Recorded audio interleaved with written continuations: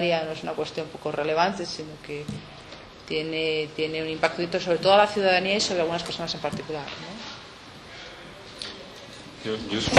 Es un tema. Recuerdo que cuando se aprobó la ley del matrimonio entre personas del mismo sexo, en ese momento yo estaba estudiando Derecho Civil y le pregunté a la profesora, a partir de ahora, ¿qué sentido tiene, ¿no? Y estuvimos debatiendo bastante tiempo el tema y realmente no encontrábamos ya una razón clara o evidente. Y es un tema en el que yo estaba atento socialmente a ver si había situaciones en las que realmente era interesante que estuviera en el documento de nacionalidad e identidad. Y os comento una anécdota de este verano. Haciendo un crucero, como la clase social media española últimamente, hicimos un intento de simulacro de estos, ¿no? Y entonces yo creo que era cuestión de las películas, todo lo de las mujeres y los niños primero, y nos cuadraron allí en la cubierta con esa organización, ¿no? Y entonces yo dije, yo si me quiero colar ahora y me quiero poner el primero, ¿qué pasaría aquí, no? Es decir, le voy a crear un conflicto aquí, ¿no? Era un simulacro, ¿no? Entonces, y estuve a punto de hacerlo para ver cómo lo resolvía el pobre muchacho que estaba organizando aquello. Entonces, creo que no es necesario, ¿no? Es decir, que ya no tiene ningún sentido. Hasta la ley esta sí que tenía sentido, en principio, ¿no? Para resolver rápidamente la decisión, ¿no? Si dos personas se podían casar y tal. Pero desde esa ley yo creo que en España ya prácticamente no hay ninguna regulación que sea crucial que te identifiques automáticamente de un género u otro. Pero sí que tendrá que haberla en algún otro sitio. Es decir, que a petición, por ejemplo, ¿no? Es decir, que no aparece en el DNI, pero sí que uno estará obligado a declararlo si se le pide. Creo que puede haber muchas situaciones en las que sea necesaria esa situación, pero sería a posteriori, ¿no? Igual que cuando a uno le piden, ¿no? No sé qué, pero usted tiene que medir más de 1,70 m, ¿no? No lo pone en el DNI, pero si se lo pedimos lo tendrá que declarar. Si usted se niega a declararlo, no podrá participar en esta oposición para bombero, ¿no? Es decir, que sí que será una condición que yo creo que sigue siendo necesaria, pero perfectamente puede evitarse que sea socialmente excluyente si aparecen ciertos documentos, ¿no? Y que impida cosas, pero tendrá que estar en no sé qué documento. ¿Tiene que estar en el documento original de nacimiento que lo decide? Pues quizás no. Tiene que ser una declaración personal, puede ser. Es decir, yo voy al notario y declaro que si hago esa declaración, ¿tendría la misma validez que si la declara un no sé quién? Pues quizás no, porque yo me declaré mujer, quizás no me dejan competir, por mucho que diga que me declaro mujer, en la competición de salto de altura en el grupo de mujeres. No, es que yo soy mujer y yo me declaro mujer y quiero estar en el grupo de mujeres, ¿no? Pues quizás no. Es decir, que creo que es un tema conflictivo, ¿no? En algunos campos donde todavía el género puede ser necesario definirlo, ¿no? Pero en el DNI no me parece necesario porque yo creo que crea más problemas que ventajas. A ver, nosotros cuando estuvimos en el Parlamento Europeo, precisamente una de las propuestas que lanzamos fue esta. Nos encontramos con la sorpresa porque pensábamos que iba a ser al contrario, con la sorpresa de que todo el mundo estaba de acuerdo allí. Y sin embargo, aquí, y sobre todo por parte de algunos colectivos trans o LGTB, pues precisamente hay un recelo, hay un reparo y se propone conservar la mención de sexo, porque se habla de mención de sexo, no de género, no lo olvidemos, en los documentos oficiales como el DNI. Y bueno, las argumentaciones pues van a mí no se me reconoce como hombre o como mujer, entonces si lo pone en mi DNI nadie me lo puede rebatir. Y es como, bueno, o sea, te lo pueden rebatir en cualquier momento, quiero decir, lo ponga en el DNI o no. Yo coincido plenamente contigo en que en el DNI, desde luego, no veo para nada pertinente mostrar esa información, al igual que no mostramos, y aunque pueda ser muy visible, nuestra etnia o nuestra no sé, nuestra clase social, nuestra... Porque el DNI sí mostraba clase social, claro, hasta hace muy poco. Religión. Efectivamente, religión o otro tipo de cuestiones, ¿no? Quizás estamos dando en una de las bases en las que se fundamenta nuestra sociedad, que es en una división clarísima entre hombres y mujeres, y esa necesidad de clasificación humana a la que tú antes hacías mención. Pero... Y por supuesto, puede ser problemático en algunos ámbitos, como se está viendo en el deporte últimamente, con algunos casos.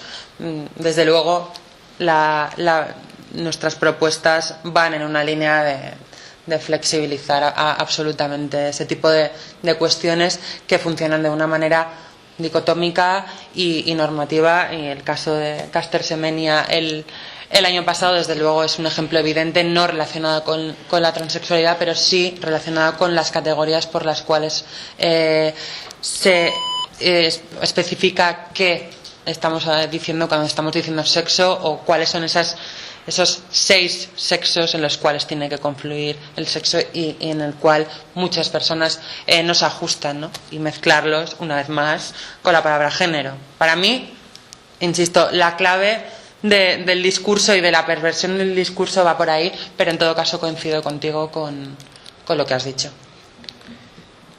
Preguntas, que seguro que tenéis, ahora que ya nos hemos animado. Bueno, a mí lo que me surge es una reflexión que espero termine en pregunta, y que es, trato de hacer como un símil entre el feminismo y el movimiento transgénero, ¿no? Este camino que se ha tomado por inscribirse en las reglamentaciones jurídicas o en las reglamentaciones médicas, el feminismo ha conllevado a que los derechos se asuman como cuestiones dadas por parte del Estado, ¿no? No como una autoridad que los sujetos tienen en sí mismos. Pienso en el aborto, por ejemplo, ¿no? O sea, el aborto es un derecho otorgado que además se reglamenta, y no como una, es decir, donde se les sigue viendo como menores de edad y que el Estado va a reglamentar. En el caso del movimiento trans, me parece que camina por el mismo sendero, en tanto busca la reglamentación jurídica o la caracterización médica, y que bueno, puede tener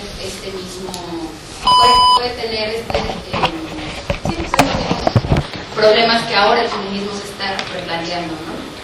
Entonces, bueno, me parece importante.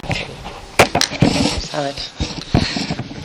Te he pedido que te parafrasee. Oye, parafrasealo tú. Hombre, claro. Agencia trans. Parafraséenoslo, por favor.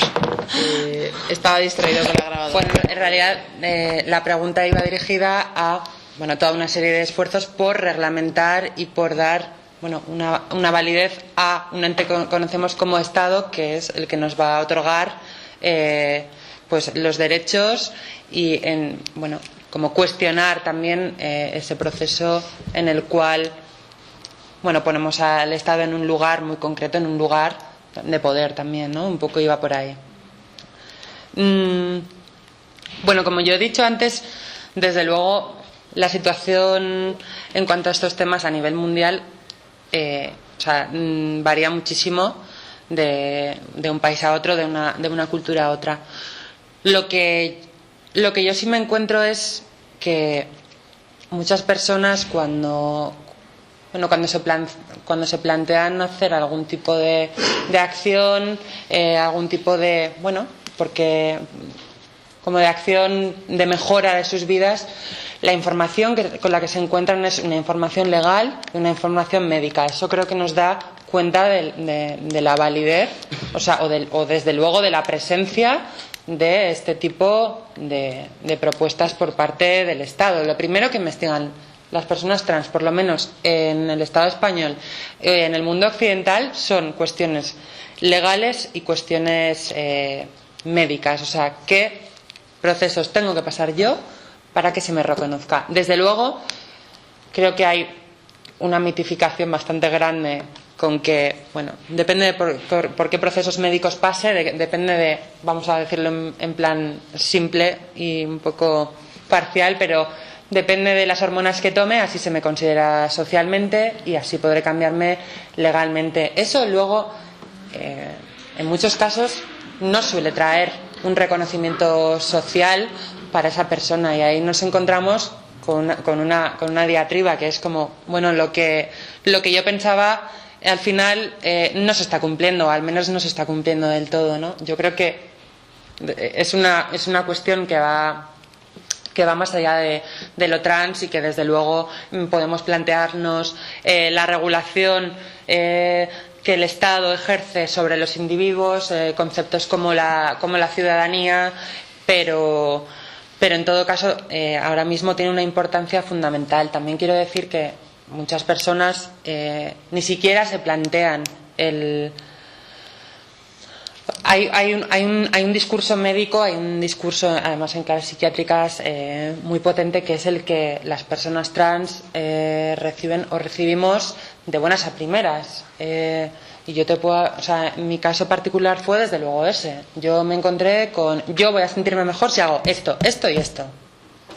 Lo que pasa es que luego, pues, bueno, algunas inquietudes mías me llevaron a leer otro tipo de áreas de conocimiento, a relacionarme con otras personas y, como digo yo, a la vez que me fui hormonando me fui deshormonando, pero desde luego creo que hay un discurso, y que además un discurso en clave de género que está promovida o desde luego en parte, no solo, pero por fuerzas institucionales y por parte del Estado, que es innegable reconocerlo, y es en base a ello que ejercemos algunas de nuestras acciones. Desde luego yo he dicho que una de las cosas que creo que aporta esta campaña es una agencia para el colectivo, huir de un victimismo, hablar de diversidad y no de patología, y eso, bueno, en cuanto al fomento de ese discurso, creo que también es un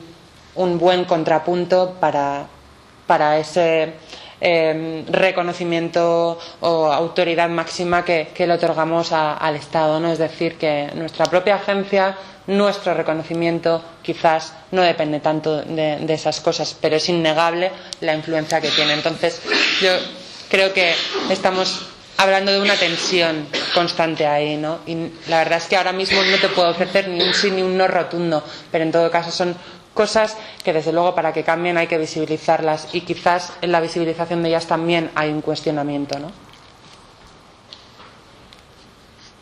Yo apuntaría además, aprovechando que no te veo que animar con esta pregunta, es que a mí me parece que el símil es bueno. Es decir, que hablar de aborto para hablar de transexualidad u otras formas de regular el cuerpo, y sobre todo quién puede decir a qué edad el qué, y ahí entraría también la intersexualidad. Yo creo que son tres buenos ejemplos que juntos funcionan bien a la hora de decir, porque algunas cosas nos parece súper importante regularlas a una edad y a otras a otra, y unas las tienen que decidir tus padres, otras las decides tú, otras las decide un médico por ti.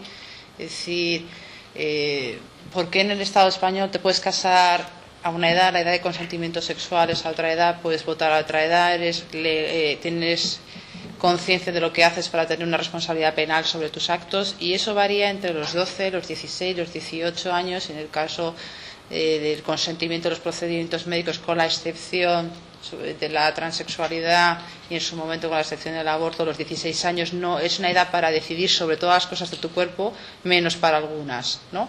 Y entonces tenemos que venir a regular eso, la edad de consentimiento sexual, porque ha pasado de 12 a 13 años el año pasado, cuando la edad de consentimiento sexual ha sido el campo de batalla en otros países, los 21 frente a los 18, si eras hetero o no lo eras.